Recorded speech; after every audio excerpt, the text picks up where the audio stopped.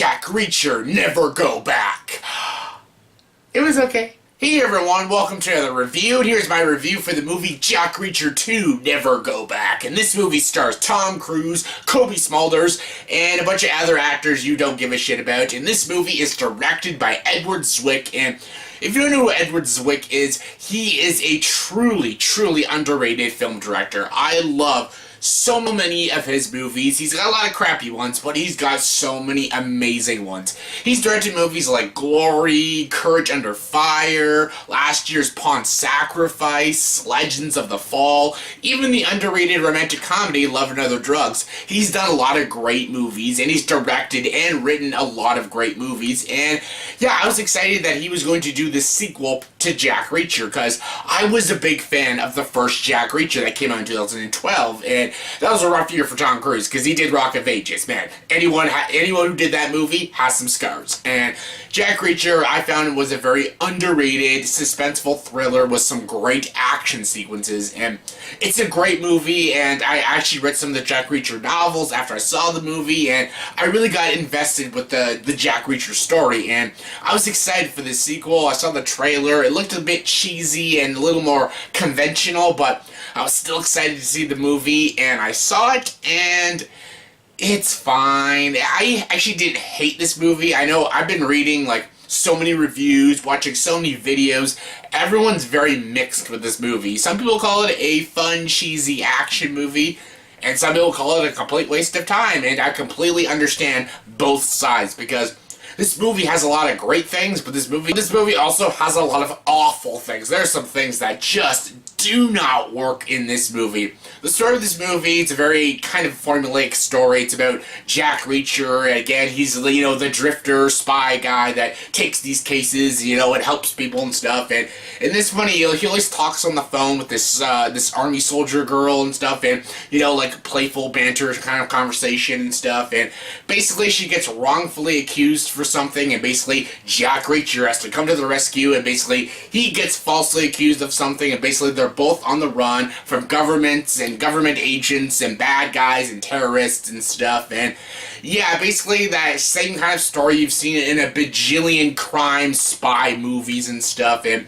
very cliched, very formulaic story. And honestly, there is nothing special about the story. The writing is very conventional, it's very cliche. The story is beyond predictable, and yeah, there's nothing much to it. What adds to it is Tom Cruise and Cobie Smulders. Tom Cruise, again, he's a freaking movie star. Every stunt he does is fantastic. All the action scenes he's in is so great and so entertaining, so fun to watch, and he has a lot of corny one-liners in this movie. It felt like I was watching a cheesy 80s action movie like Commando or something, and it was kind of funny seeing Tom Cruise do that, because Tom Cruise is getting old, and hearing him do these weird Arnold Schwarzenegger sort of lines was kind of funny and enjoyable, and he was good in the movie. Cobie Smulders was also really good, and I loved seeing her kick some ass in this movie, and I love seeing her as Agent Hill in the MCU movies, but she really kicks some serious ass in this movie, and she was great. And I loved her and Tom Cruise together, even though they don't really get along a lot in the movie. They had interesting dynamics, these two characters, and I really enjoyed them. They both gave great performances, and they made this movie fun.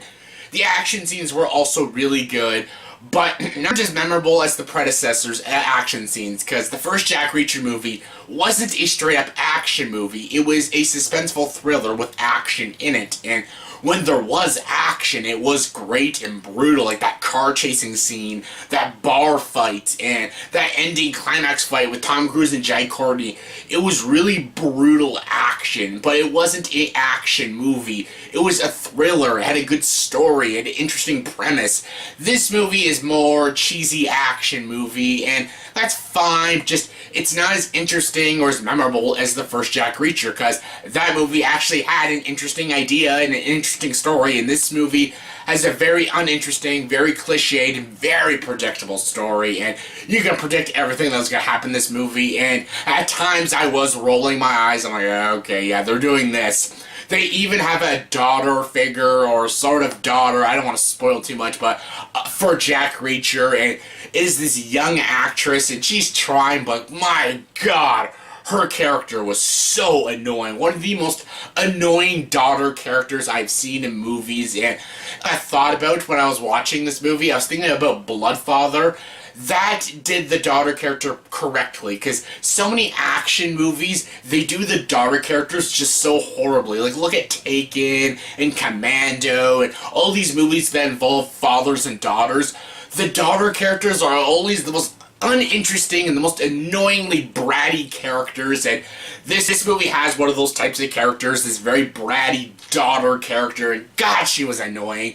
There was a lot of characters in this movie that were annoying, irritating, and just all in all forgettable. And the movie itself actually might be sort of forgettable because, again, it is just a very conventional, cliched action movie, but it's a conventional, cliched action movie with great performances by Tom Cruise and Cobie Smulders, and occasionally some fun action scenes. So, yeah, I was entertained by this movie, but I can't necessarily call this movie good. It's nowhere near as good as any of Edward Zwick's previous films. It's nowhere near as good as Tom Cruise's movies, or nowhere near as good as the first Jack Reacher movie. It's just kind of a good one-time watch movie, but the movie's a mess, the movie's predictable, the movie's cliched.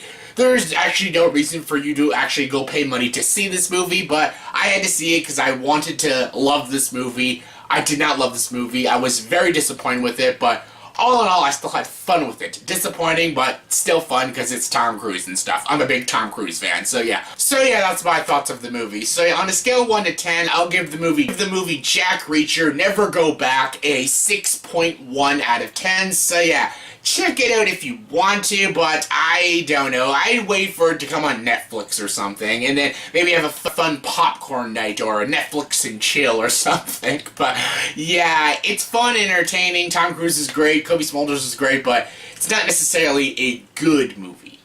So yeah, that was my review for the movie Jack Reacher, Never Go Back. So yeah, in the comment section below, please tell me, what did you think of this movie? In the comment section below, please tell me, what is your favorite Tom Cruise movie? Yes, I think I've asked that question before, but what is your favorite Tom Cruise movie? My favorite is obviously Risky Business or Eyes Wide Shut. And yeah, so what is your favorite Tom Cruise movie? Comment below, let me know. And as always, if you like this video, please like, subscribe to this channel, and join the dark side.